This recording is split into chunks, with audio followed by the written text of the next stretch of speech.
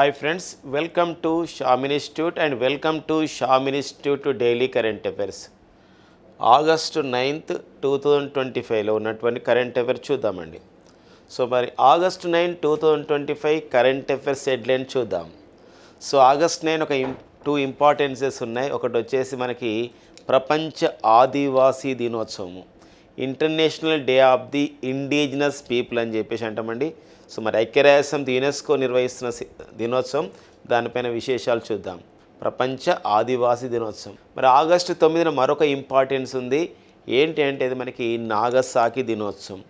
జపాన్లోని నాగసాకి పట్టణం పైన అణుబాంబుని జారవిడిచిన రోజు అనమాట. అమెరికా అణుబాంబుని జారవిడిచిన రోజు. సో ఫ్యాట్ మ్యాన్ అనే పేరుతో ఉన్నటువంటి ఒక అణుబాంబు అనమాట నాగసాకిపై జారవిడిచారు. దానిపైన చూద్దామండి. అండ్ నెక్స్ట్ వచ్చేసి దేశంలోని అత్యంత పొడవైన గూడ్స్ రైల్ని ప్రారంభించడం జరిగింది. సో మరి ఈ గూడ్స్ రైల్ని ఎక్కడ ప్రారంభించారు, ఏ రోజున ప్రారంభించారు, మన దేశంలో మరి ఏ రైల్వే జోన్లో పరిధిలో ప్రారంభించారు, ఇలాంటి అంశాలు మనం చూద్దాం. అండ్ నెక్స్ట్ వచ్చేసి దేశంలో సైబర్ నేరాలపైన I4C సంస్థ ఇచ్చిన నివేదిక చూద్దామండి. కేంద్ర హోంశాఖ పరిధిలో పనిచేస్తున్నటువంటి I4C సంస్థ సైబర్ క్రైమ్ పైన ఇచ్చిన నివేదికలో ఉన్న అంశాలను చూద్దాం. అండ్ నెక్స్ట్ వచ్చేసి మెరిట్, MERITE మెరిట్ అనే కేంద్ర ప్రభుత్వ కార్యక్రమానికి కేంద్ర మంత్రి మండలి ఆమోదం తెలిపింది. సో దానికి సంబంధించిన విశేషాలు చూద్దామండి. వీటితో పాటుగా మరిన్ని ప్రాంతీయ, జాతీయ, అంతర్జాతీయ అలాంటి అంశాలని కూడా ఇందులో డిస్కస్ చేసుకునే ప్రయత్నం చేద్దాం. సో నెక్స్ట్ వచ్చేసి ఈరోజు ఆగస్టు 9 2025 ప్రత్యేకత మనకు రెండు ఉన్నాయి.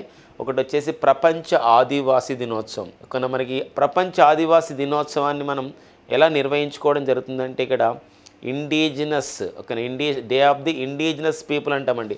వరల్డ్ డే ఆఫ్ ది లేదా international day of the world day of the or international day of the indigenous people and world indigenous. So indigenous ఒక పీపుల్ డేగా ప్రపంచ ఆదివాసీ దినోత్సవంగా మనం నిర్వహించుకోవడం జరుగుతుంది అనమాట. Indigenous people. So world indigenous people day అని చెప్పేసి అంటామండి. మరి ప్రపంచ ఆదివాసీ దినోత్సవం 1994 నుండి ఈ దినోత్సవం నిర్వహిస్తున్నాం. ఈ దినోత్సవాన్ని యునెస్కో నిర్వహిస్తుంది. సో దీని యొక్క ఇతివృత్తం ఏంది? ప్రపంచ ఆదివాసీ దినోత్సవానికి ఐక్యరాజ్యసమితి అనుబంధ సంస్థగా పనిచేస్తున్నటువంటి యునెస్కో ఇచ్చిన ఒక ఇతివృత్తం ఏంటంటే indigenous people and AI depending rights shaping future. అంటే ఏంటంటే సమాచార సాంకేతిక విప్లవంలో భాగంగా కృత్రిమ మేధ ద్వారా సో మనకి ఆదివాసుల యొక్క భవిష్యత్తుని మనం మంచిగా దిద్దాలి, వాళ్ళ సంబంధించిన హక్కులను మనం కాపాడుకోవాలి అనే ప్రధానమైన ఉద్దేశంతో ఈ ఇతివృత్తంతో indigenous peoples and artificial intelligence depending rights shaping future అనేది ఈ యొక్క ప్రపంచ ఆదివాసీ దినోత్సవం యొక్క ఇతివృత్తం అండి. ఇక నెక్స్ట్ వచ్చేసి మనకి ఒక నాగసాకి దినోత్సవాన్ని కూడా ఈరోజు నిర్వహిస్తున్నారు. సో నాగసాకి దినోత్సవం అండి అంటే 1945 ఆగస్టు 6న హిరోషిమా పట్టణంపై దాడి జరిగిందనమాట అమెరికా చేత. ఈ లిటిల్ బాయ్ అనే ఒక అణుబాంబు చేత. అందుకోసమే ఆగస్టు 6ని మనము హిరోషిమా దినోత్సవంగా, 1945 ఆగస్టు 9న సో ఈ జపాన్లోని నాగసాకి పట్టణం పైన అమెరికా అణుబాంబుని జారవిడిచింది ఫ్యాట్ మ్యాన్. సో ఈ నేపథ్యాన్ని తీసుకొని ఆగస్టు 6న హిరోషిమా దినోత్సవంగా, ఆగస్టు 9న నాగసాకి దినోత్సవంగా మనం జరుపుకుంటాం. ఇలాంటి క్రమంలో ఈ సంఘటనకి 2025 నాటికి ఈ సంఘటనకి ఏమైందంటే 8 years అవుతుందన్నమాట. 80 సంవత్సరాలు అనేది అవుతుంది. అందుకోసమే ఇదొక మనకి ప్రజెంట్ కూడా మనకి ఏంటంటే Iran and Israel and America నేపథ్యంలో అణుబాంబు అంటే ఇక్కడ అణ్వస్త్రాలు ఉన్నాయని చెప్పేసి ఇరాన్ పైన కూడా దాడి జరిపిన సంఘటన కూడా మనం రీసెంట్గా చూసాం. ఈ నేపథ్యంలో సో మన టోక్యోలో, జపాన్ రాజధాని టోక్యోలో ఉన్నటువంటి యునైటెడ్ నేషన్స్ యూనివర్సిటీ అంటే ఐక్యరాజ్యసమితి విశ్వవిద్యాలయంలో ఒక సదస్సు నిర్వహించారు. ఒక వారం రోజుల పాటు ఒక సెమినార్ నిర్వహించారు. అదేంటంటే UNO exhibition for piece 80 years since the Hiroshima Nagasaki atomic bombings అని చెప్పేసి అన్నారండి. ఇది ఇలా అడగడానికి ఉండొచ్చు ఒక్కోసారి. సో మనకి హిరోషిమా నాగసాకి దుర్ఘటనకి హిరోషిమా నాగసాకి దుర్ఘటనకి 8 ఇయర్స్ అయిన సందర్భంగా జపాన్లోని టోక్యోలో ఉన్నటువంటి ఐక్యరాజ్యసమితి విశ్వవిద్యాలయంలో జరిగినటువంటి సదస్సు ఏంటి, ఆ ఎగ్జిబిషన్ ఏంటంటే UNO exhibition for piece 8 years since the Hiroshima Nagasaki atomic bombings అనే విషయాన్ని గుర్తుపెట్టుకోండి. ఓకేనండి. సో ఒక ఇంపార్టెన్స్గా మనకు నాగసాకి దినోత్సవంగా. సో ఈ క్రమంలో 1945 ఆగస్టు 9న హిరోషిమా పైన అమెరికా దాడి చేసినటువంటి ఆ బాంబు పేరు ఏం పేరు అని చెప్పేసి అంటే అది సో లిటిల్ బాయ్ అండి, లిటిల్ బాయ్ అని చెప్పేసి లిటిల్ బాయ్. సో ఆ విషయం గమనించండి. And Pat man little boy దీనిపైన వేస్తే నాగసాకి పైన వేసినటువంటి బాంబు పేరు ఏం పేరు అంటే ఫ్యాట్ మ్యాన్ అని గుర్తుపెట్టుకుని అమెరికాలో జారవిడచడం జరిగిందనమాట. ఓకేనండి. ఇక నెక్స్ట్ వచ్చేసి మనకి మరొక కరెంట్ అఫైర్కి వెళ్దాం. సో ఈరోజు 2 ఇంపార్టెన్సెస్ ఉన్నాయి. ఆగస్టు 9 ఆగస్టులో ప్రపంచ ఆదివాసీ దినోత్సవం అండ్ నాగసాకి దినోత్సవంగా జరుపుకుంటున్నాం. నెక్స్ట్ వచ్చేసి దేశంలోనే అత్యంత పొడవైన గూడ్స్ రైల్వేని రైల్వే శాఖ ప్రారంభించడం జరిగింది. ఇది ఒక సూపర్లేటివ్స్ కిందకి వస్తుందండి, జాతీయ అంశాల కిందకి వస్తుంది, సూపర్లేటివ్స్ కిందకి వస్తుంది, అత్యున్నతమైన విషయాల కింద కూడా వస్తుందండి. దేశంలో పొడవైంది, ఎత్తైంది ఇలాంటి అన్నప్పుడు మనం అత్యుత్తమమైనవి అంటాం. ఏమంటే ఈ టాపిక్ దేనికి జాతీయ అంశాల్లో భాగంగా అత్యుత్తమమైనవి అనే విషయాలు మనం చెప్పుకోవచ్చు అనమాట. ఈ అత్యుత్తమమైన వాటిల్లో మనకు ఒకటి వచ్చేసి మనకి ఏంటంటే దేశంలో అత్యంత పొడవైన గూడ్స్ రైలు. దేశంలో ఎత్తైనటువంటి ఒక రైల్వే వంతెన అంటే మనకు చినాబ్ రైల్వే వంతెన అనే విషయం మనం డిస్కస్ చేసినాం. అదేవిధంగా సో మరి ఇక్కడ లాంగెస్ట్ గూడ్స్ రైలు వచ్చేసి ఎక్కడ ప్రారంభించడం జరిగిందంటే ఏ రైల్వే జోన్. ఎందుకోసం అంటే ఆ రైలు అనేది ఒకటే దగ్గర ఉండదు, గూడ్స్ రైలు కాబట్టి సరుకుల్ని అక్కడి నుండి ఇక్కడికి తీసుకెళ్తుంది కాబట్టి ఒక దగ్గర ప్రారంభించలేదు. మొదటగా ఏ రైల్వే జోన్లో ప్రారంభించారు మనకి ఇంపార్టెంట్. ఎందుకోసం అంటే మన దేశంలో 18 రైల్వే జోన్లు ఉన్నాయి, 18 రైల్వే జోన్స్ ఉన్నాయి. ఈ 18 రైల్వే జోన్స్లలో మరి ఏ రైల్వే జోన్లో ఇది ప్రారంభించడం జరిగింది, పొడవైనటువంటి అత్యంత పొడవైన గూడ్స్ రైలు అంటే ఇక్కడ సో తూర్పు మధ్య రైల్వేలో ప్రారంభించబడింది. తూర్పు మధ్య రైల్వేలో ప్రారంభించబడింది. సో దానికి ఏమని పేరు పెట్టడం జరిగిందంటే రుద్రాస్త్ర రైలు అండి. ఏదండి రుద్రాస్త్ర, గుర్తుపెట్టుకోండి ఫ్రెండ్, ఇక్కడ రుద్రాస్త్ర అండి, రుద్రాస్త్ర రైలు అని పేరు పెట్టడం జరిగిందనమాట. సో వెరీ వెరీ ఇంపార్టెంట్గా మనకు ఉంటుందండి. సో రుద్రాస్త్ర అని చెప్పేసి అంటాం అనమాట. ఇటీవల వార్తలున్న రుద్రాస్త్ర అనేది ఏంటి అంటాడు అంటే longest goods rail in India అని చెప్పేసి చెప్పుకున్నాం. ఏ రోజు ప్రారంభించారండి, ఆగస్టు 7, 2025 ప్రారంభించారు. ఈ విషయాన్ని కేంద్ర రైల్వే శాఖ మంత్రి, కేంద్ర సమాచార ప్రసార శాఖ మంత్రి, కేంద్ర ఎలక్ట్రానిక్స్ అండ్ ఐటీ శాఖ మంత్రి అయినటువంటి అశ్విని వైష్ణవ్ గారు అండి. ఎవరండి, అశ్విని వైష్ణవ్ గారు ఈ విషయాన్ని ట్వీట్ చేయడం జరిగింది. ఈ విషయాన్ని ఎక్స్లో ప్రకటించడం జరిగింది. ప్రెస్ ఇన్ఫర్మేషన్ బ్యూరో కూడా దీన్ని సేకరించడం జరిగిందనమాట. ఇది ఒక ఇంపార్టెంట్ అండి. పొడవైన గూడ్స్ రైల్ అని చెప్పేసి అంటున్నాం కాబట్టి ఇది ఒక సరుకు రవాణా దేశంలో ఒక విప్లవం లాగా, ఒక రివల్యూషనరీ ఆస్పెక్ట్గా మనం చూడవచ్చు. మరి ఇలాంటి నేపథ్యంలో రైలు పొడవు ఎంత అంటే 4.5 కిలోమీటర్లు. ఎన్ని బోగీలు ఉన్నాయి ఈ సంబంధించినటువంటి సమాన్లు తీసుకురావడానికంటే 354 వ్యాగన్లు ఉన్నాయి అండ్ 7 ఇంజన్లు ఉన్నాయి. దీన్ని బట్టి మనం చెప్పొచ్చు ఇది ఎంత పొడవైంది అనేది ఒక ఇంపార్టెన్స్గా మనకు ఉంటుంది అనమాట. దేశంలోనే అత్యంత పొడవైనటువంటి గూడ్స్ రైలుగా రికార్డు పొందడం జరుగుతుంది. ఏ రైల్వే జోన్ చాలా చాలా ఇంపార్టెంట్ అండి, ఇక్కడ ప్రతి అంశం కూడా చూసుకోవాలండి. ఇక నెక్స్ట్ వచ్చేసి మనకి కేంద్ర రైల్వే శాఖ మంత్రి అంటే అశ్విని వైష్ణవ్. కేంద్ర రైల్వే బోర్డు మరి ప్రజెంట్ యూనియన్ రైల్వేస్ బోర్డుకి ఎవరున్నారు, సెంట్రల్ రైల్వే బోర్డుకి చైర్మన్గా అండ్ చీఫ్ ఎగ్జిక్యూటివ్ ఆఫీసర్ కంటే సతీష్ కుమార్ గారు అండి. ఎవరండి, సతీష్ కుమార్ అనేవారు కేంద్ర రైల్వే బోర్డుకి చైర్మన్ అండ్ చీఫ్ ఎగ్జిక్యూటివ్ ఆఫీసర్గా పనిచేస్తున్న నేపథ్యం. ఇందులో కొంచెం స్ట్రాటజిక్ ఇన్ఫర్మేషన్ కూడా ఉందండి. మన భారతదేశంలో కేంద్ర రైల్వే బోర్డుకి భారతదేశంలో కేంద్ర రైల్వే బోర్డుకి చైర్మన్ అండ్ సిఇఓగా పనిచేసిన తొలి మహిళ, the first women who became the chief executive officer and chairman to the central railway board is అంటే గతంలో పనిచేసిన వారు ఎవరంటే జయవర్మ సిన్హా అండి. ఎవరండి, జయవర్మ సిన్హా. సో ఈ పాయింట్స్ కూడా మనకి ఇంపార్టెంట్గా మనకు ఉంటుందండి. ఇప్పుడు అలాంటి నేపథ్యాన్ని కూడా చూసుకోవాల్సిన అవసరం, చాలా చాలా ఇంపార్టెన్స్ అనేది ఇవ్వాల్సిన అవసరం ఉంటుందన్నమాట. ఓకేనండి. నెక్స్ట్ చూద్దాం. సో నిన్ననే జరిగింది కేంద్ర మంత్రిమండలి సమావేశం. సో భారత ప్రధాని నరేంద్ర మోడీ గారి నేతృత్వంలో జరిగినటువంటి కేంద్ర మంత్రిమండలి సమావేశం ఆగస్టు 8, 2025 జరిగింది. కేంద్ర మంత్రిమండలి సమావేశంలో సో ఒక కార్యక్రమానికి శ్రీకారం చుట్టడం జరిగింది. కొన్ని పథకాలకి ఏంటంటే ఆమోద ముద్ర వేయడం జరిగింది. సో మెరిట్ అంటారండి, మెరిట్ MERIT. మెరిట్ అనే ఒక కార్యక్రమానికి 4200 కోట్లను ఆ విధంగా అందిస్తున్నామని చెప్పడం జరిగిందనమాట. ఇందులో ప్రపంచ బ్యాంక్ కూడా ఒక 2000 కోట్లకు పైగా అందిస్తుంది. మొత్తం కూడా 4200 కోట్ల రూపాయల కార్యక్రమానికి మేము శ్రీకారం చుడతామని చెప్పేసి కేంద్ర మంత్రి మండలి ఆమోదించింది.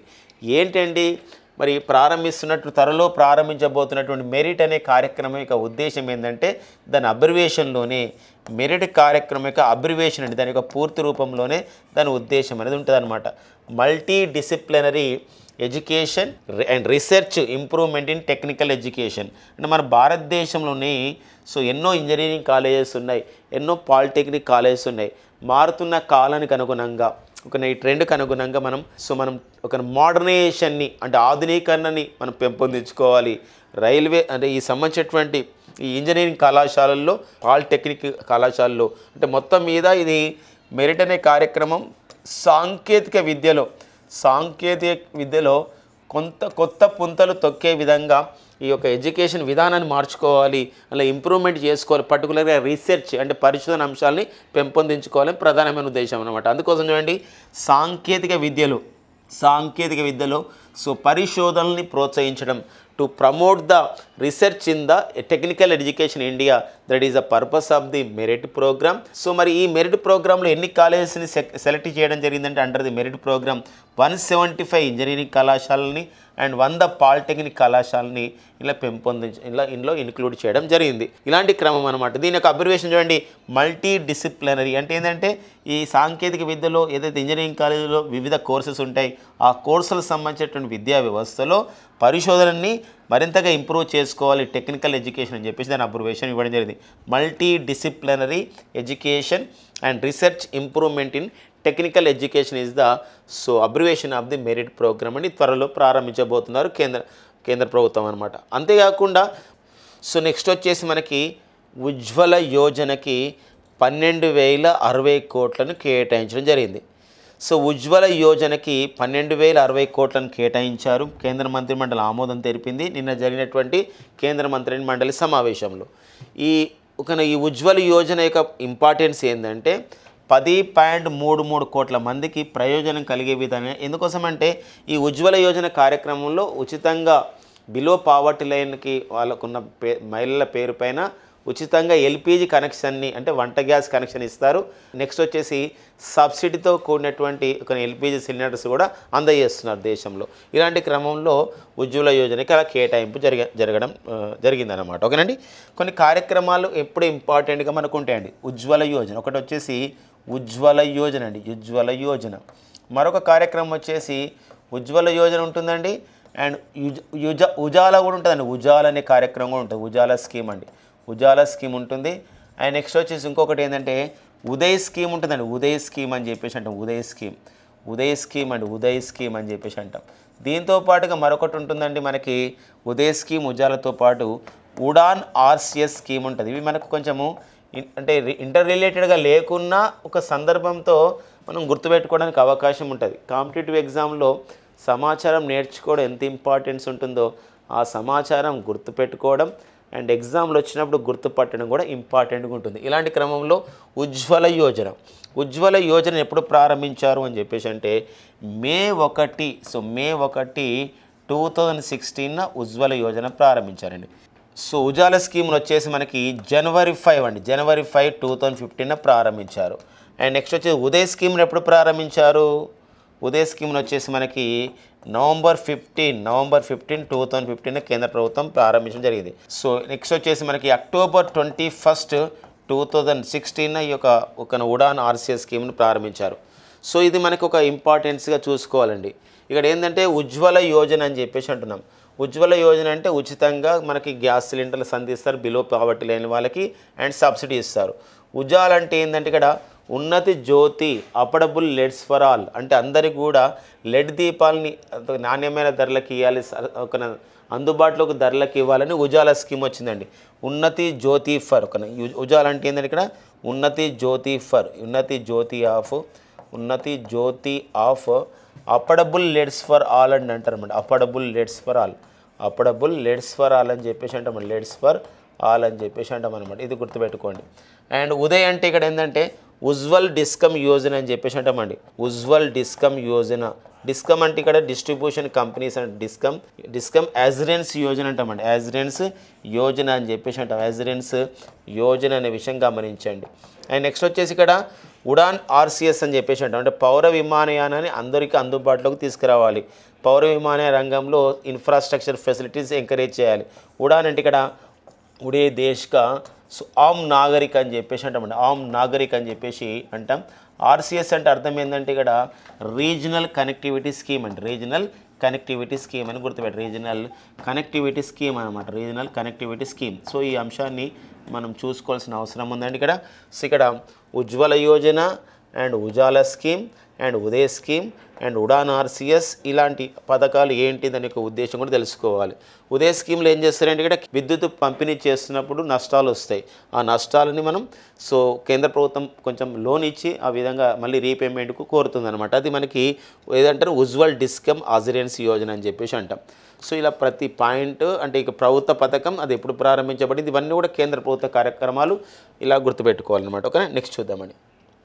ఈ నెక్స్ట్ వచ్చేసి సైన్స్ అండ్ టెక్నాలజీ అప్డేట్స్లో మరొకటి వచ్చేసి ఇక్కడ కలాం 1200 అండి. కలాం 1200 అనేది ఒకటి.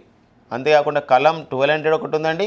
అండ్ కలాం సంబంధించినటువంటి అంశం అనమాట. కలాం 1200 అనే ఒక అంశం. సో ఇక్కడ కలాం 1200 పేరుతో తొలి స్టాటిక్స్ టెస్ట్ విజయవంతం కావడం జరిగింది. ఈ కలాం 1200 అనేది ఏంది అని చెప్పేసి అంటే మనకు స్కై రూట్ వాళ్ళు అభివృద్ధి చేసినటువంటి మన హైదరాబాదులో ఉన్నటువంటి ఒక స్టార్టప్ సంస్థ, ఒక అంకుర పరిశ్రమ, ఐఐటి హైదరాబాద్ సపోర్ట్తో ఎదిగినటువంటి సంస్థ స్కై రూట్ ఏరోస్పేస్ సంస్థ అండి. స్కై రూట్ ఏరోస్పేస్ సంస్థ.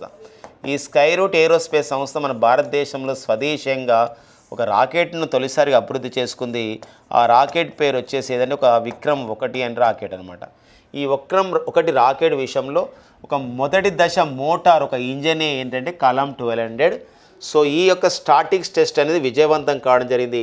ఎక్కడ నిర్వహించారు ఈ టెస్ట్ అని చెప్పేసి అంటే మన ఆంధ్రప్రదేశ్లోని తిరుపతి జిల్లా సతీష్ ధావన్ స్పేస్ సెంటర్లో నిర్వహించడం జరిగింది.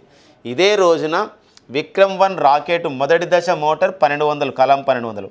విక్రమ్ 1 రాకెట్ మూడో దశ పరీక్ష వచ్చేసి కలాం 100 అని చెప్పేసి ఒక మోటార్ అనమాట, ఒక ఇంజన్.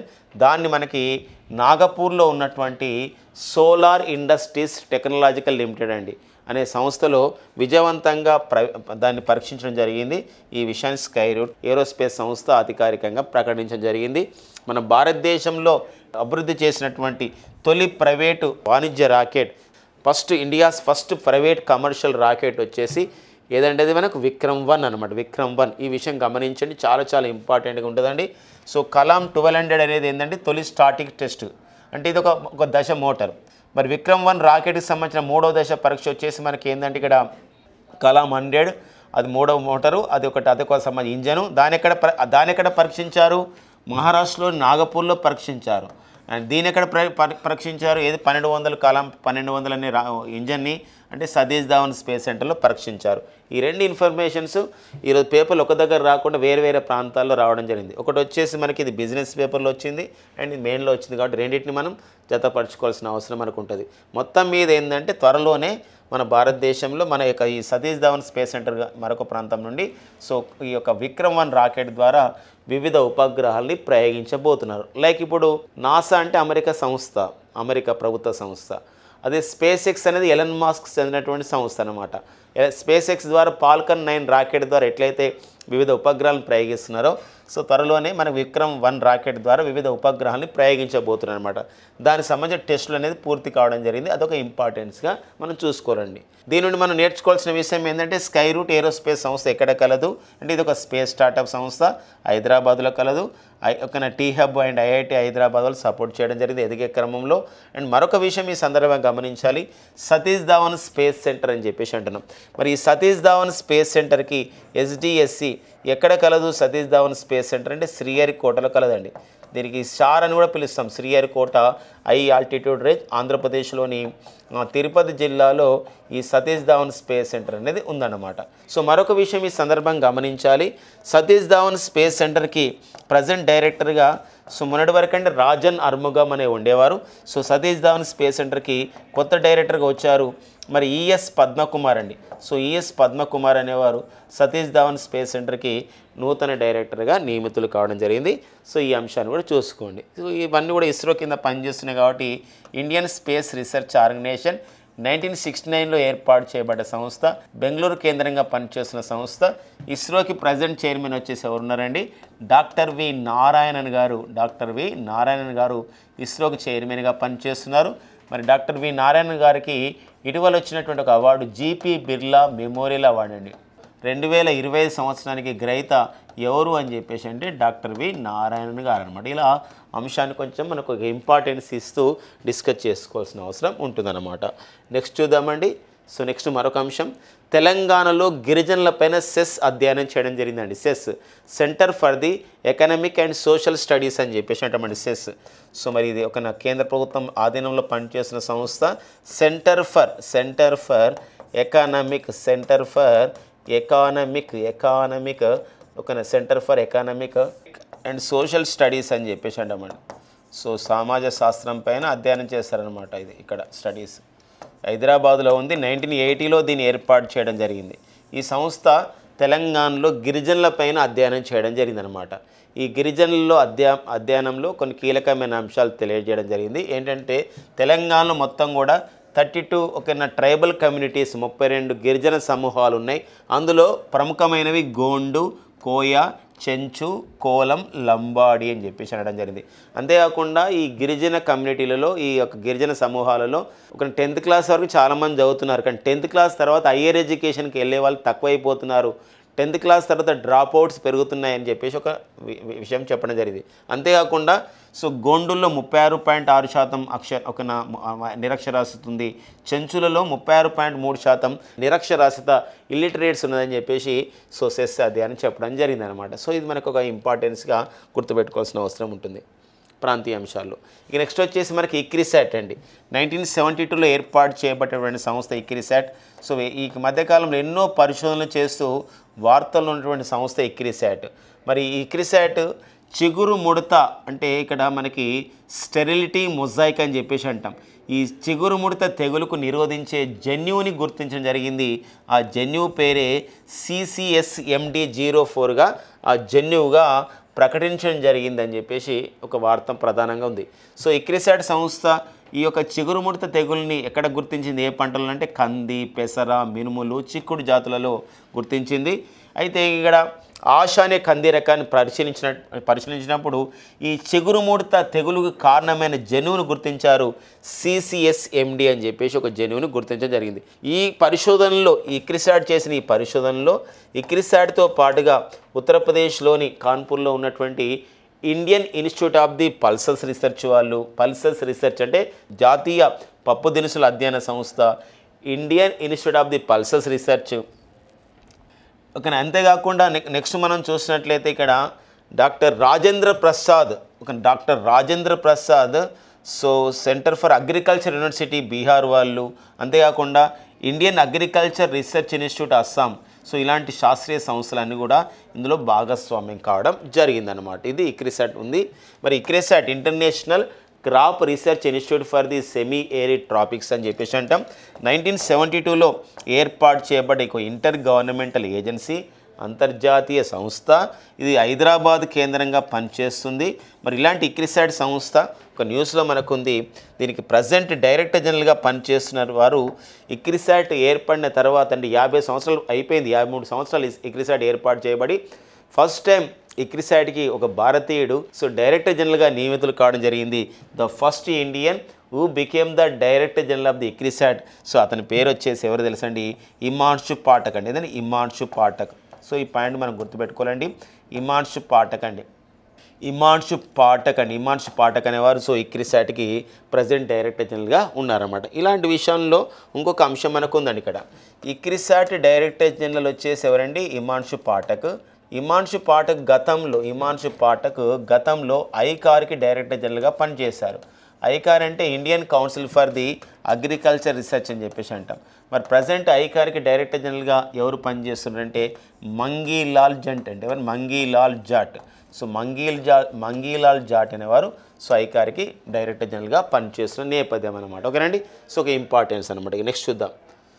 ఇక సైబర్ నేరాలపైన I4C నివేదిక. I4C అంటే ఏంటంటే Indian cyber crime coordination centre అని చెప్పేసి ఒక సంస్థ ఉందండి. అంటే ఇక్కడ I అనేది ఒకసారి వస్తుంది, 4 Cలు వస్తాయి అనమాట. అందుకోసం ఏది మనం సైబర్ క్రైమ్ ఇక్కడ ఇంకొక C కూడా ఇక్కడ సైబర్ క్రైమ్గా తీసుకోవాలి. Indian cyber crime coordination centre అని చెప్పేసి అంటాం. సో మరి జనవరి నుంచి జూన్ 2025 వరకు ఇది మనకు సైబర్ క్రైమ్స్ అనేది సైబర్ నేరాలు అనేది ఎక్కువగా ఫోన్ల ద్వారానే జరుగుతున్నాయండి సైబర్ నేరాలు ఈ మధ్యకాలంలో. సో మరి ఇలాంటి నేపథ్యంలో మరి సైబర్ నేరాలని అరికట్టే ఉద్దేశంతోనే 2018 సంవత్సరంలోనే కేంద్ర హోంశాఖ ministry of the home affairs వాళ్ళు జనవరి నుంచి జూన్ వరకు 2025లో సో మరి ఒక సంబంధించినటువంటి సర్వే నివేదిక తయారు చేశారు. ఏమైందని అంటే 2018లో ఈ I4Cని ఏర్పాటు చేశారు. తర్వాత క్రమంలో ఈ సంవత్సరంలో జనవరి నుండి జూన్ 2025 వరకు దేశంలో సైబర్ నేరాలు ఎక్కడ జరిగినాయి, మొత్తం ఎన్ని జరిగినాయి అంటే 12,47,393 సైబర్ నేరాలు జరిగినాయండి. ఇలాంటి క్రమంలో సైబర్ నేరాలు ఎక్కువగా జరిగినటువంటి రాష్ట్రాలు మొదటి స్థానం మహారాష్ట్ర, ఉత్తరప్రదేశ్ 2వ స్థానం, ఉత్తరాఖండ్లు సో 3వ స్థానం ఉండగా తెలంగాణ 10వ స్థానంలో నిలవడం జరిగిందనమాట. సో ఇలాంటి నేపథ్యం. మరి I4C ఒక హెల్ప్లైన్ నెంబర్ కూడా దేశవ్యాప్తంగా ప్రారంభించిందండి. I4C సైబర్ నేరాలపైన ఫిర్యాదు చేయడానికి ప్రారంభించినటువంటి హెల్ప్లైన్ నెంబర్ వచ్చేసి ఏంటండి 1930 అనే హెల్ప్లైన్ నెంబర్ కూడా ప్రారంభించడం జరిగింది. సో ఈ విషయాన్ని కూడా గుర్తుపెట్టుకోవాల్సిన అవసరం ఉందండి. సైబర్ క్రైమ్ హెల్ప్లైన్ నెంబర్ వచ్చేసి ఏంటంటే 1930. ఏదన్నా సైబర్ నేరాలు జరిగినాయి ఏదైనా అన్నప్పుడు వెంటనే మనం దానికి ఫోన్ చేయడానికి ఉందన్నమాట. ఇది హెల్ప్లైన్ నెంబర్ దేశవ్యాప్తంగా పనిచేస్తున్న నేపథ్యం అనమాట. మరి ఈ సైబర్ క్రైమ్ కోఆర్డినేషన్ ఏదైతే I4C అంటున్నామో ఇండియన్ సైబర్ క్రైమ్ కోఆర్డినేషన్ సెంటర్కి చీఫ్ ఎగ్జిక్యూటివ్ ఆఫీసర్గా ప్రజెంట్ పనిచేస్తున్న వారు రాజేష్ కుమార్. సో ఈ విషయం కూడా గమనించాలి. ఇది కేంద్ర హోంశాఖ పరిధిలోని అంశం అన్నమాట. సో మరి అంతేకాకుండా రాజేష్ పేరుతో ఇంకొకరు ఉంటారండి, రాజేష్ కుమార్ సింగ్ అతను ఉంటాడు. రాజేష్ కుమార్ సింగ్ ఎవరు అని చెప్పేసి అన్నప్పుడు ఇతను కేంద్ర రక్షణ శాఖ కార్యదర్శి అండి. రాజేష్ కుమార్ సింగ్ వచ్చేసి యూనియన్ డిఫెన్స్ సెక్రటరీ, కేంద్ర రక్షణ శాఖ కార్యదర్శిగా రాజేష్ సింగ్ పనిచేస్తున్నాడు. కేంద్ర రక్షణ శాఖ మంత్రి అంటే రాజ్నాథ్ సింగ్, కేంద్ర హోంశాఖ మంత్రి అంటే అమిత్ షా, కేంద్ర హోంశాఖ కార్యదర్శి వచ్చేసి ఎవరంటే గోవింద్ మోహన్ అనేవారు. సో గోవింద్ మోహన్ సింగ్ అనేవారు కేంద్ర హోంశాఖ కార్యదర్శిగా పనిచేస్తున్నారు అనమాట. అలా ప్రతి అంశం కూడా మనం చూసుకోండి. ఓకేనా. ఇక నెక్స్ట్ వచ్చేసి మనకి ప్రాంతీయ అంశాలు మరొక ఇంపార్టెంట్ అండి, అక్షర ఆంధ్ర కార్యక్రమం. ఈ మధ్య కాలంలోనే తెలంగాణ ప్రభుత్వం 15 సంవత్సరాల పైబడిన వారికి ఓకేనా నిరక్షరాస్యులకు ఎవరైతే ఉన్నారో వాళ్ళని అక్షరాస్యులుగా మార్చడానికి తెలంగాణ ప్రభుత్వం త్వరలో ప్రారంభించబోతున్న కార్యక్రమం అక్షర వికాసం. మరి అక్షర వికాసం అనే కార్యక్రమాన్ని తెలంగాణ రాష్ట్ర ప్రభుత్వం ప్రారంభిస్తుంది. అదేవిధంగా ఇప్పుడు అలాంటి కార్యక్రమమే వయోజన అక్షరాస్యతని పెంపు కోసం ఆంధ్రప్రదేశ్ ప్రభుత్వం త్వరలో ప్రారంభించబోతున్న కార్యక్రమం అక్షరాంధ్ర కార్యక్రమం. ఆంధ్రప్రదేశ్లో 81.14 లక్షల నిరక్షరాస్యులు ఉన్నారు ఈ వయోజనులు. అందులో 75 లక్షల మందిని అక్షరాస్యులుగా చేయాలి. ఎందుకోసం అంటే ఒక 15 ఇయర్స్ ఏజ్ పైన ఉన్న వాళ్ళు, మరి ఓల్డ్ ఏజ్ పీపుల్ 60+ ఇయర్స్ వాళ్ళని ఎవరైతే నిరక్షరాస్యులు ఉంటే వాళ్ళు అక్షరాస్యులుగా చేయనవసరం లేదు. అలాంటి క్రమంలో ఇక్కడ 81.14 లక్షల మంది నిరక్షరాస్యులను గుర్తించారు. లక్ష్యం వచ్చేసి 75 లక్షల మందికి చదవడం రాయడం నేర్పించాలన్నమాట. అది దానికి త్వరలో ప్రారంభించబోతున్న కార్యక్రమం ఏం పేరండి అక్షర ఆంధ్ర అనే కార్యక్రమం అనమాట. ఇవన్నీ కూడా దేనిలో భాగంగా ప్రారంభించబోతున్నా అంటే కేంద్ర ప్రభుత్వ కార్యక్రమం ఒకటి ఉందండి. కేంద్ర ప్రభుత్వ కార్యక్రమం వచ్చేసి అంటే ఉల్లాస్. ఈ ఉల్లాస్ అనే ఒక కార్యక్రమం ఉంది. ఉల్లాస్ అనే కేంద్ర ప్రభుత్వ కార్యక్రమం ఉంది. కేంద్ర ప్రభుత్వం భారతదేశంలో వయోజనులకు అందరూ కూడా 15 సంవత్సరాల పైబడిన వారికి, దేశంలో 15 సంవత్సరాల పైబడిన వారికి సుమారు ఒక 5 కోట్ల మంది ఉన్నారు. అంటే ఈ చదువు రాని వాళ్ళు నిరక్షరాస్యులు 5 కోట్ల మందిని అక్షరాస్యులుగా చేయడం దీని యొక్క ప్రధానమైన ఉద్దేశం అనమాట. ఇలాంటి ఉల్లాస్ కార్యక్రమంలో భాగంగా చేస్తున్నారన్నమాట. ఉల్లాస్ అంటే ఇక్కడ ఏంటంటే అండర్స్టాండింగ్ అండి, understanding life long understanding, life long learning and life long learning all in the society అని చెప్పేసి అంటామండి. All in the all in the society. Very very important అండి. ఇది ఎక్స్పెక్ట్ చేయడానికి ఉంటుందండి మన కాంపిటేటివ్ ఎగ్జామినేషన్లో. Understanding life long learning all in the society ఈ ఉల్లాస్ కార్యక్రమాన్ని ప్రారంభించడం జరిగింది. సో కేంద్ర ప్రభుత్వం దానిలో భాగంగా తెలంగాణలో అక్షర వికాసం ప్రారంభమవుతుంది. అండ్ ఆంధ్రప్రదేశ్లో వచ్చేసి మనకి ఏంటంటే అక్షర ఆంధ్ర అండ్ తెలంగాణలో అక్షర వికాసం అనే కార్యక్రమాలు ప్రారంభించబోతున్నాయి అనమాట. ఆ విషయం గమనించండి. ఓకేనా, నెక్స్ట్ చూద్దాం. సో నెక్స్ట్ వచ్చేసి కరెంటు పాలిటీ అంశం. ఒక జాతీయ అంశాల విషయంలో మనం గమనించాలండి. సో ఇక్కడ బిఎన్ఎస్ అని చెప్పేసి అంటామండి, భారతీయ న్యాయ సంహిత అని చెప్పేసి అంటాం. సో మరి భారతీయ న్యాయ సంహిత అంటే గతంలో ఐపీసీ అంటే ఇండియన్ పీనల్ కోడ్ అనేది ఉండింది. దాని పేరును మనం భారతీయ న్యాయ సంహితగా మార్చి కొన్ని సెక్షన్లు మార్చడం, కొన్ని తీసేయడం జరిగింది.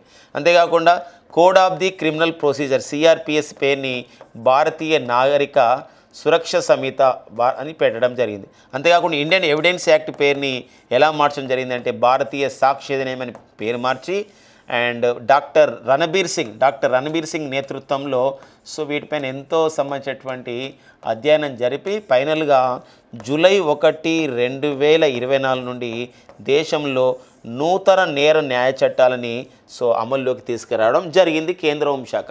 ఇలాంటి క్రమంలో భారతీయ న్యాయ సంహితలో సెక్షన్ 152ని సవాల్ చేస్తూ ఒక మాజీ ఆర్మీ అధికారి భారత సుప్రీంకోర్టులో ఒక పిటిషన్ వేశాడు.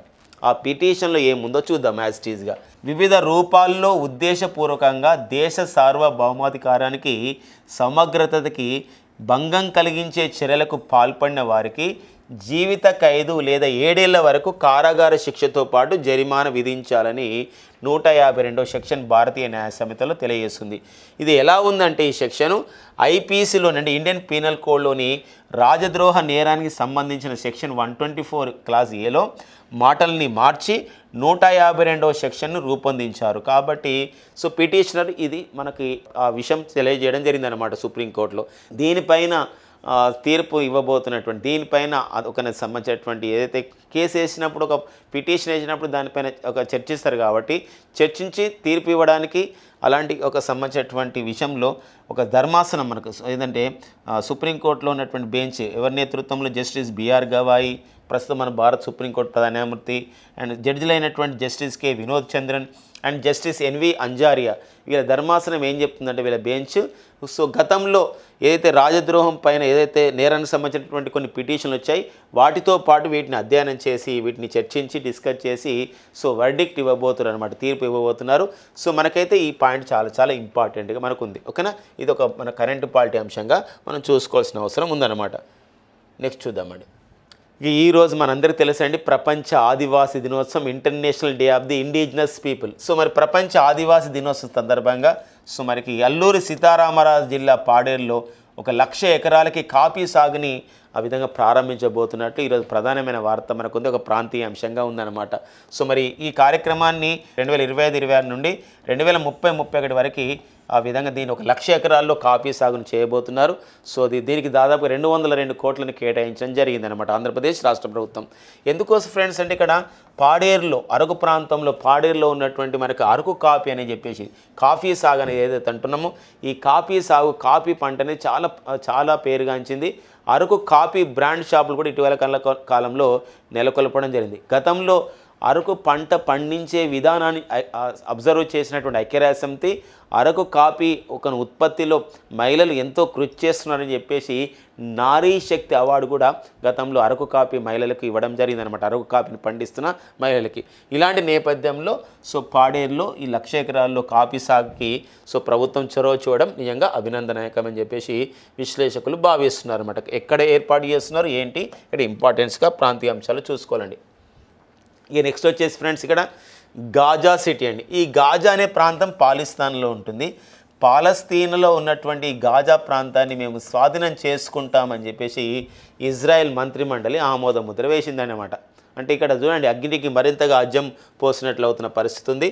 బెంజమిన్ నెతన్యాహు ప్రతిపాదన చేసినప్పుడు సో భద్రతా క్యాబినెట్ ఇజ్రాయెల్ భద్రతా క్యాబినెట్ ఆమోద ముద్ర తెలిపింది. సో మనకి ఆగస్టు 8, 2025 ఈ సంఘటన జరిగిందనమాట.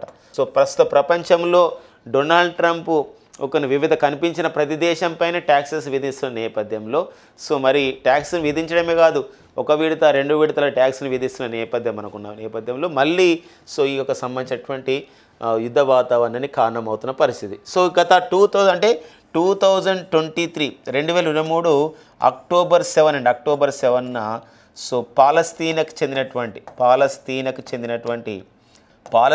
చెందినటువంటి హమాస్ అనే సంస్థ, పాలస్తీనాకు చెందిన హమాస్ సంస్థ ఆపరేషన్ ఆల్ అక్సా ఫ్లడ్ అండి, ఆపరేషన్ ఆల్ అక్సా ఫ్లడ్ అనే పేరుతో సో పాలస్తీనా ఏమైందండి, ఇక్కడ ఇజ్రాయెల్ పైన దాడి జరిపింది. అది అగ్గికి ఆజ్యం పోసింది. వెంటనే సో ఇజ్రాయెల్ మళ్ళీ తేరుకుని అదే రోజున మళ్ళీ ఇక్కడ ఆపరేషన్ ఐరన్ స్వాడ్ అనే పేరుతో సో ఏమైందండి, ఇక్కడ ఐరన్ స్వాడ్ అనే పేరుతో పాలస్తీనా పైన దాడి జరిపింది. ఇలా 2023 నుండి సో మనకి ఒక పాలస్తీనా ఇజ్రాయెల్ దేశాలు ప్రతిదాడి జరుగుతున్న క్రమం అన్నమాట. ఓకేనండి. ఇలాంటి క్రమంలోనే మళ్ళీ జూన్ 2025లో ఈ సంబంధించినటువంటి జూన్ 2025 అండి, జూన్ 2025లో సో ఇరాన్ దేశం అండ్ నెక్స్ట్ వచ్చేసి ఇజ్రాయెల్ దేశాల మధ్య దాడి జరిగింది. ఇద్దరు కూడా యుద్ధం జరిగింది. ఈ క్రమంలో అమెరికా కూడా సో ఇందులో పాలు పంచుకొని ఏమైందండి, సో ఇరాన్ పైన దాడి జరిపింది. ఆపరేషన్ మిడ్ నైట్ హ్యామర్ అనే పేరుతో అనమాట. ఇదంతా కూడా ఒక సంబంధించినటువంటి జరుగుతూ ఉందన్నమాట. ఇరాన్ దేశం సో ఆపరేషన్ ట్రూ ప్రామిస్ 3 పేరుతో ఇజ్రాయెల్ పైన దాడి జరిపింది జూన్లో. ఇజ్రాయెల్ ఆపరేషన్ రైజింగ్ లైన్ అనే పేరుతో ఇరాన్ పైన దాడి జరిపింది. అమెరికా వచ్చేసి మళ్ళీ ఇరాన్ పైన ఈ యొక్క అణ్వస్త్ర స్థావరాలు ఉన్నాయని భావిస్తున్న ప్రాంతాలపైన so operation midnight hammer అనే పేరుతో దాడి జరిపింది. ఇదంతా జరుగుతూ ఉంది, శాంతి స్థాపన జరుగుతుందన్న క్రమంలో మళ్ళీ మేము గాజా సిటీని స్వాధీనం చేసుకుంటున్నామని చెప్పేసి ఇజ్రాయెల్ ప్రధానమంత్రి బెంజమిన్ నెతన్యాహు సో ప్రతిపాదనని భద్రతా క్యాబినెట్ ఆమోదించడం అనేది మరింత ఉద్రిక్తతలకి తావిస్తున్న నేపథ్యం అన్నమాట. ఇది ఒక అంతర్జాతీయ విషయాలుగా చూసుకోవాలండి. ఓకే, నెక్స్ట్ చూద్దాం. నెక్స్ట్ వచ్చేసి ఐసీఎంఆర్ సంస్థ, Indian council for the medical research సంస్థ షైన్ అనే కార్యక్రమానికి శ్రీకారం చుట్టింది. ఏంటి అంటే 9-10 తరగతి విద్యార్థులకి ఈ యొక్క సంబంధించినటువంటి 9th and 10th క్లాస్ చదువుకునే విద్యార్థులకి సో ఇన్నోవేషన్ పైన, ఆవిష్కరణల పైన ఇష్టపడేటట్టు చేయాలి, ఆవిష్కరణలో భాగం చేయాలి అని చెప్పేసి ప్రధానమైన ఉద్దేశంతో ఈ కార్యక్రమం నిర్వహిస్తున్నారు. ఈ షైన్ అనే కార్యక్రమంలో షైన్ అబ్రివేషన్ చూద్దామండి. Science health innovation for the next generation explorers. Next Jan అంటే నెక్స్ట్ జనరేషన్ అంటే వచ్చే తరానికి ఈ ఎక్స్ప్లోరర్స్ అంటే ఈ యొక్క ఆవిష్కరణలు ఉపయోగపడాలని ఈ యొక్క science health innovation for the next Jan next Jan explorers అని చెప్పేసి అనే పేరుతో సో మరి ఆగస్టు 8, 2025న సో ఈ కార్యక్రమాన్ని ప్రారంభించడం జరిగిందనమాట. ఇది ఒక ఇంపార్టెంట్గా చూసుకోండి. ఇదంతా ఎందుకు చేస్తున్నారంటే ప్రొఫెసర్ వి రామలింగ స్వామి గారు మన తెలుగువారు. మరి అంతేకాకుండా ఐసీఎంఆర్కి డైరెక్టర్ జనరల్గా పనిచేశారు, పద్మభూషణ్ అవార్డు గ్రహీత. అంతేకాకుండా మన భారతదేశంలో ఈ అయోడిన్ డిఫిషియన్సీ అంటే సాల్ట్ ఏదైతే ఉంటుందో తినే ఉప్పు ద్వారానే ఆ అయోడిన్ అనేది మన దేహంలోకి వస్తుంది. అయోడిన్ లోపం అయితే మనకు వివిధ వ్యాధులు వస్తాయని పరిశోధన చేసి సమాజానికి ఎంతో జాగరూకత చేసిన వ్యక్తి వి రామలింగ స్వామి గారు అనమాట. వీరు చేసిన సేవలకు గుర్తుగానే ఈ యొక్క ఐసీఎంఆర్ షైన్ అనే ఇనిషియేటివ్ కార్యక్రమాన్ని ప్రారంభిస్తున్నట్లు ఐసీఎంఆర్ చెప్పడం జరిగిందనమాట. సో మరి ICMR Indian council for the medical research అనే సంస్థ. ఈ ఐసీఎంఆర్కి ప్రజెంట్ డైరెక్టర్ జనరల్గా పనిచేస్తున్న వారు వచ్చేసి రాజీవ్ బేహల్ అనేవారు ప్రజెంట్ ఐసీఎంఆర్కి డైరెక్టర్ జనరల్గా పనిచేస్తున్నారు అనమాట. ఇది ఒక ఇంపార్టెన్స్గా మనం చూసుకోండి. ఇక నెక్స్ట్ వచ్చేసి మనకి డైలీ కరెంట్ అఫైర్స్తో పాటుగా డైలీ బుల్లెట్స్ మనం అందిస్తున్నాం. షామ్స్ డిఎన్ఏ అనగా డైలీ న్యూస్ అనాలిసిస్ బుల్లెట్స్ని అందిస్తున్నాం. సో ఇందులో useful for the all competitive exams అండి. సో 50వ టొరంటో ఇంటర్నేషనల్ ఫిల్మ్ ఫెస్టివల్ 2025కి ఎంపికైన గాంధీ వెబ్ సిరీస్ దర్శకుడు. సో మరి టొరంటో ఇంటర్నేషనల్ ఫిల్మ్ ఫెస్టివల్ ఇది మనకి చాలా ఇంపార్టెంట్ ఫిల్మ్ ఫెస్టివల్. మరి ఇది 50వది అనమాట. ఇలాంటి క్రమంలో so Gandhi web series select కావడం జరిగింది. మన ఈ నేపథ్యంలో ఆ సినిమా దర్శకుడు ఎవరు, ఆ వెబ్ సిరీస్ అంటే అన్సల్ మెహతా. ఇందులో గాంధీ పాత్రను పోషించిన వారు ఎవరంటే ఇక్కడ ప్రతీక్ అనేవారు గాంధీ పాత్రను పోషించడం జరిగింది. అండ్ నెక్స్ట్ వచ్చేసి విద్యుత్ వాహనాల ప్రోత్సాహానికి ప్రకటించిన పిఎం ఈ డ్రైవ్ పథకం కేంద్ర మంత్రి మండలి ఎప్పటి వరకు పొడిగించింది? వెరీ వెరీ ఇంపార్టెంట్ అండి. సో మరి 2024 సెప్టెంబర్ 29న ప్రారంభించారు ఈ పిఎం ఈ డ్రైవ్ కార్యక్రమం. సో పిఎం ఈ డ్రైవ్ కార్యక్రమం 2026 వరకు అమలు కావాలి. మరో 2 ఇయర్స్ పొడిగించడం జరిగిందనమాట విద్యుత్ వాహనాలని ఆ విధంగా ప్రోత్సహించడానికి. అయితే సో మరి ఎప్పటి వరకు పొడిగించడం జరిగిందంటే 2028 మార్చి 31 పొడిగించడం జరిగిందనమాట. మరి పిఎం ఈ డ్రైవ్ కార్యక్రమంలో పిఎం ఈ డ్రైవ్ అంటే ఏంటి అంటే ఇక్కడ ఇచ్చారు చూడండి. ఎలక్ట్రిక్ డ్రైవ్ పిఎం అంటే ప్రధానమంత్రి, electric drive revolution in innovation vehicle enhancement అని చెప్పేసి అంటామండి. సో ఆ పాయింట్ కూడా చూసుకోండి ఇక్కడ, electric drive revolution innovation vehicle enhancement. And next వచ్చేసి దక్షిణ కోస్తా రైల్వే జోన్, మన భారతదేశంలో ఏర్పాటు చేయబడ్డ 18వ రైల్వే జోన్ వచ్చేసి దక్షిణ కోస్తా రైల్వే జోన్. అయితే మరి ఎన్ని డివిజన్లు ఉన్నాయి ఈ రైల్వే జోన్లో అని చెప్పేసి పరిపాలన నిమిత్తం ఎన్ని డివిజన్లు ఏర్పాటు చేశారంటే 4. ఒకటి Guntakal division, Guntur division, Vijayawada division and Visakhapatnam, దాన్ని మనం వాల్తేరు డివిజన్ అని అంటామన్నమాట. అండ్ నెక్స్ట్ వచ్చేసి అక్టోబర్ 3, 2014 ప్రారంభించిన కార్యక్రమము ప్రతి నెలలో చివరి ఆదివారంన సో భారత ప్రధాని నరేంద్ర మోడీ గారు ఒక రేడియో మరి దూరదర్శన్లో ప్రసంగించే కార్యక్రమమే మన్ కీ బాత్ కార్యక్రమం. సో కేంద్ర మంత్రి మండలి అంటే కేంద్ర ప్రభుత్వం ప్రెస్ ఇన్ఫర్మేషన్ బ్యూరో ద్వారా ఒక సమాచారాన్ని అందిస్తుంది. ఏంటంటే కేంద్ర ప్రభుత్వ కార్యక్రమం మన్ కీ బాత్ కార్యక్రమం సో ఈ యొక్క రేడియోలో ప్రసారం కావడం ద్వారా అడ్వర్టైజ్మెంట్ ద్వారా మొత్తం వచ్చిన ఆదాయం అనేది ఎన్ని కోట్లకు చేరిందంటే 34.13 కోట్లకు చేరింది. కేంద్ర ప్రభుత్వ కార్యక్రమాలపైన చాలా చాలా ఇంపార్టెంట్ అండి. 2018లో ప్రారంభించబడ్డ పరీక్ష పే చర్చ కార్యక్రమం 2025 జనవరిలో జరిగిన కార్యక్రమానికి గిన్నిస్ వరల్డ్ రికార్డ్ వచ్చిందని చెప్పేసి కూడా గత ప్రీవియస్ క్లాసెస్లో డిస్కస్ చేసుకోవడం జరిగిందనమాట. సో ఈ బుల్లెట్స్ ఈ ఎగ్జామినేషన్ పాయింట్ ఆఫ్లో ఎంతగానో ఉపయోగపడే అవకాశం ఉంటుందన్నమాట. ఫ్రెండ్స్ ఇవ్వండి మనకి August 9, 2025 current affairs. Thank you friends and all the best.